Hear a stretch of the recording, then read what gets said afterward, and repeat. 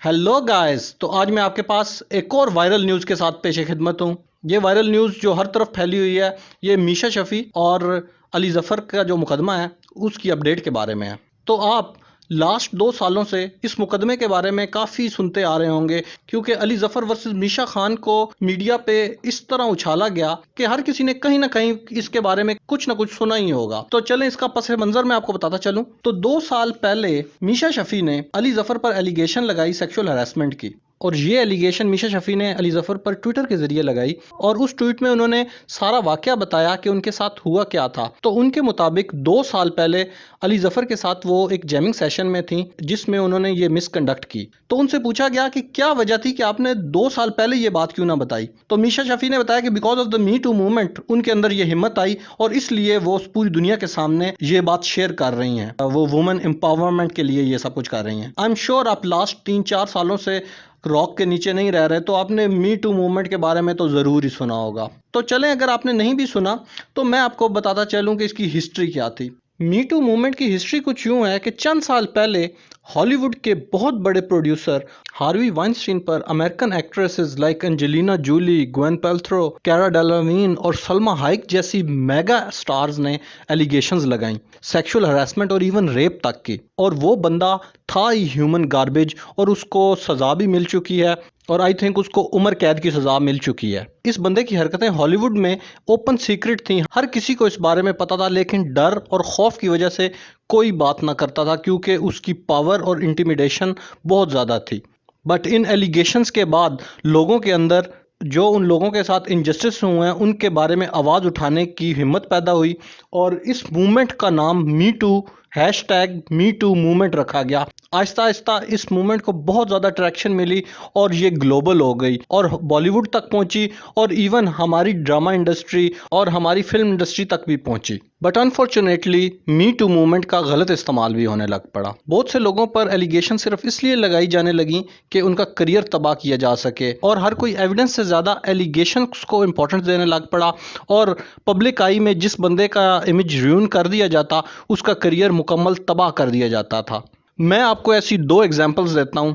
एक allegation Hollywood के बहुत बड़े कॉमेडियन और एक्टर अजीज़ अंसारी, जो इंडियन बॉर्न है, उन पर लगाई गई। अगर आप वो एलिगेशन सुने तो आपका हासा छूट जाए। उन पर एलिगेशन एक मोहतरमा ने लगाई जो उनके साथ डेट पर गई थी, और खाने के दौरान मोहतरमा को रेड वाइन पसंद थी शायद, और उन्होंने उससे पूछे बगैर वाइट वाइन मंगवा ली। तो इस मोहतरमा के मुताबिक उन्होंने अपने रुतबे और सेलिब्रिटी स्टेटस का गलत इस्तेमाल किया है, तो ये भी मी टू मूवमेंट के ज़ुमरे में आता है।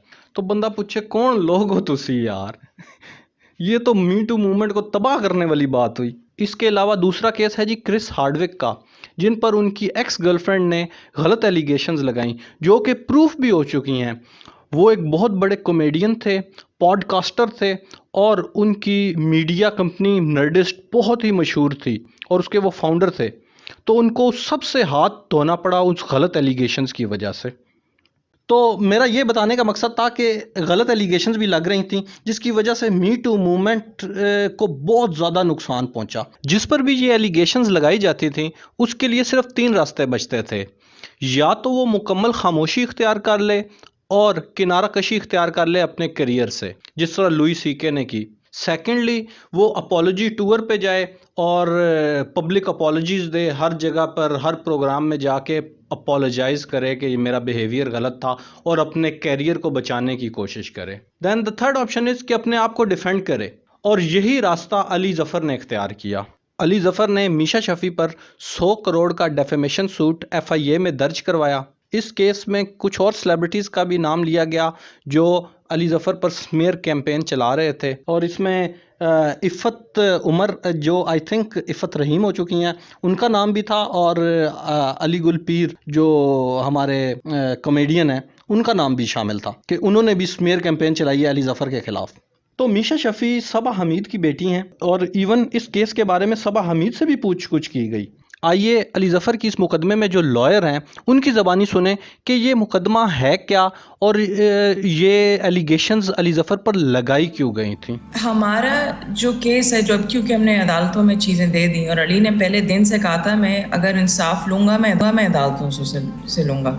सो हम लोगों ने पिछले 2 साल में ऐसा प्रॉपरली नहीं बताया कि क्या हुआ है, और I will take this opportunity to properly से कि मीशा शफी के ट्वीट से पहले अली ज़फ़र को थ्रेट्स आ चुकी थी कि अली अगर एक मल्टीनेशनल एक कंपनी का एक सिंगिंग कंपटीशन है, वहाँ पे इनको जज लिया गया था, तो अगर वो वहाँ से नहीं स्टेप डाउन करते तो उनके खिलाफ एक मुहिम चलाई जाएगी, मी टू की मुहिम चलाई जाएगी। इनके जो मैनेजर हैं, जो मीशा और अली के भी जो मैनेजर हैं, उन्होंने भी ये विटनेस स्टेटमेंट अदालत में दी है, और ये अली की भी विटनेस स्टेटमेंट का हिस्सा है कि इस ट्वीट से पहले एक प्रॉपर प्लानिंग हुई थी, और इस प्लानिंग में इन्होंने पहले तो यही कोशिश की कि जो मल्टीनेशनल कंपनी का जो सिंगिंग कंपटीशन है इसमें से अली स्टेप डाउन कर दें, और अगर वो नहीं करेंगे तो फिर इनके खिलाफ एक मुहिम शुरू की जाएगी, और उनको पहले ही बता दिया गया था कि यहाँ पे और औरतें भी आएंगी, और जब ऐसे सिचुएशन आती है और जब आप हरासानी के केसेस करते हैं तो फिर आप जो हैं बिल्कुल भी इससे बच नहीं सकते। नाउ अब सच क्या है और झूठ क्या है ये तो अल्लाह ही जाने, लेकिन मीशा शफ़ी के बारे में एक और भी न्यूज़ वायरल हुई थी कि उन्होंने इमरान खान के नेफ्यू को भी थ्रेटन किया था मी टू मूवमेंट केस में कि मैं तुम पे भी मी टू मूवमेंट की एलिगेशंस लगा दूंगी।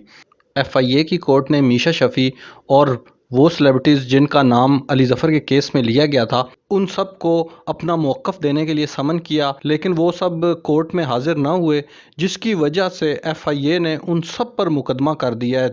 टोटल 9 लोग हैं जिन पर मुकदमा किया गया है, और अगर वो इस मुकदमे के बाद भी हाज़िर ना हुए तो उनको इश्तिहारी भी करार दिया जा सकता है। कोई भी मुकम्मल वसूख के साथ 100%ली ये नहीं कह सकता कि अली ज़फ़र सच्चे हैं या मीशा शफ़ी सच्ची हैं, लेकिन फिर भी आप कमेंट सेक्शन में अपनी राय बताइए कि कौन सच्चा है और कौन झूठा है। तो that's all for today, bye.